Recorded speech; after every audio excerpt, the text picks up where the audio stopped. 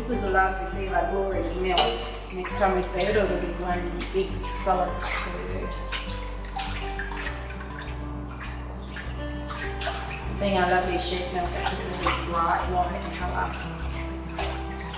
It's quite shiny at the moment, but as well, if we add a culture, as the culture kicks in, it kind of gets a bit of a satin look to it.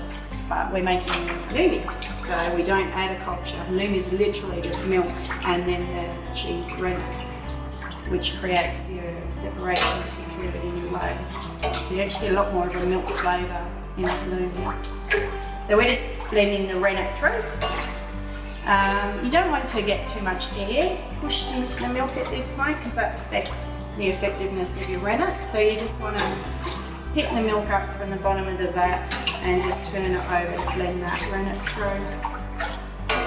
Minimum of 1 minute and a maximum of 3. And then we just leave it to rest for half an hour. Alrighty.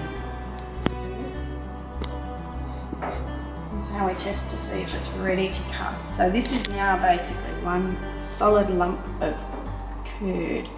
If I lift this up, we should see a really beautiful split, just like that. And when I drop it, we should see some whey start to rise up through that split.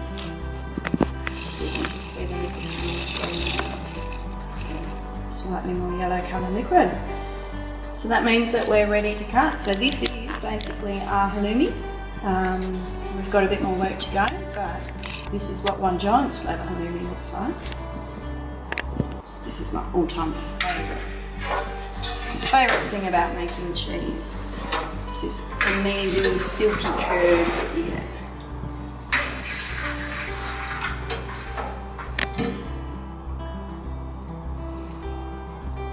So this creates obviously a vertical cut. We'll do this both sides. Here comes our horizontal cut.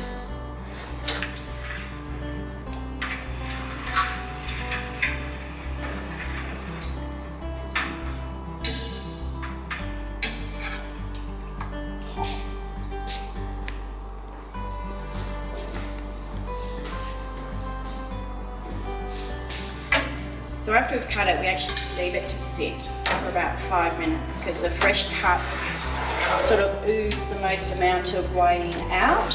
So we don't want to disturb it. Otherwise we'll draw too much whey out and you end up with quite a tough halloumi. So you can see our curds are starting to sit down and the whey is starting to rise up. So we want to start to turn it over.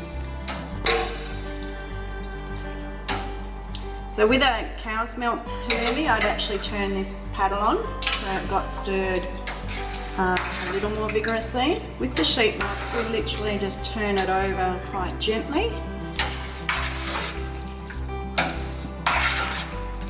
And so we'll do this 4 or 5 times over the next 20 minutes. We just want to break the curd up a little so the whey starts to come through. But not so much so that we're going to lose so much whey that your curd starts to get quite tough. So this is 20 minutes later and our temperature is now sitting at 40 degrees. You can see all my curds sunk down to the bottom. So what we do now is scoop it out. We're going to pop it in these draining trays over here on our table. And so the whey will drain out of the curd, and as that drains it will capture the whey. And we pop it back in here and heat this up to about 90 degrees. The curd then, it drains for a while, we cut it into pieces and it comes back in here to sit in its own whey, which will be sitting at 90 degrees. Be there for about 3/4 of an hour or just as long as it takes for that internal temperature of the curd to reach 76 degrees. So you can see from our curd here, the block sizes are a lot smaller because we've been agitating it a bit. Looks like a scrambled egg consistency. It's still lovely and soft, and as it's just sitting here in the sieve, you can see it's just packing down on itself. It's sort of sinking down, and that's what we want to see. So this is basically just start filling our trays. And that's the other thing we want to see as well, is where I had it sitting in the sieve here, you can see it's actually started to smooth off. So that's a really nice sign that the curd's going to bind really nicely. So this is going to be our best halloumi ever. Best one we've ever made.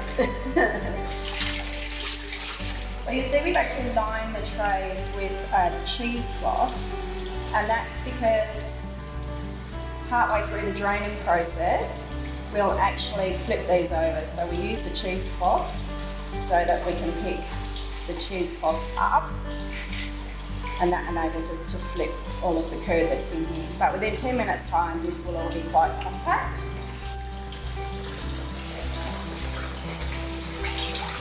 So we'll just continue on like this until all of our little draining trays are full. So this is the weigh. I've just measured the temperature. It's sitting on 76 degrees. So we're going to push that up to 90 degrees before we pop the curd back in. So this is flipping our curd, and it just ensures that it's going to drain evenly on both sides.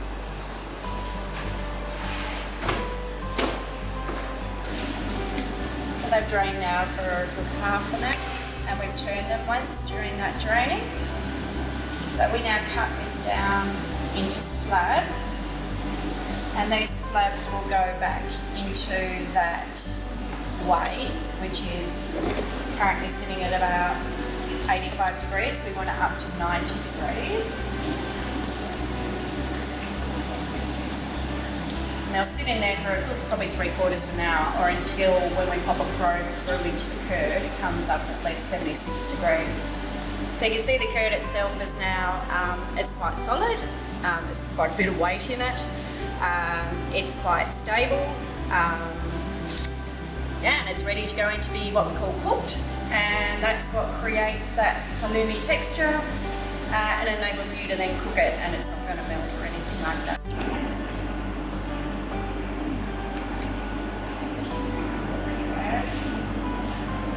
Make it to the weigh. You want to make sure they're fully submerged. As they're actually getting close to having that internal curd temperature at 76, they'll float to the surface. So that's when you know you're getting really close. But for the most of the cooking time, they just sit down there on the bottom and perform their magic. So this is our halloumi curd. As you can see, it's risen up to the surface. And it's also pretty still warm in there, so my phone keeps fogging up. Risen up to the surface, so it's reached its internal curd temperature as 76 degrees. And now we're going to pull it out of the quite steamy vat, and it's going to go out onto some draining mats. So this is our halloumi. It's come out of the vat and it's draining away, also letting off a bit of steam. It's still pretty warm.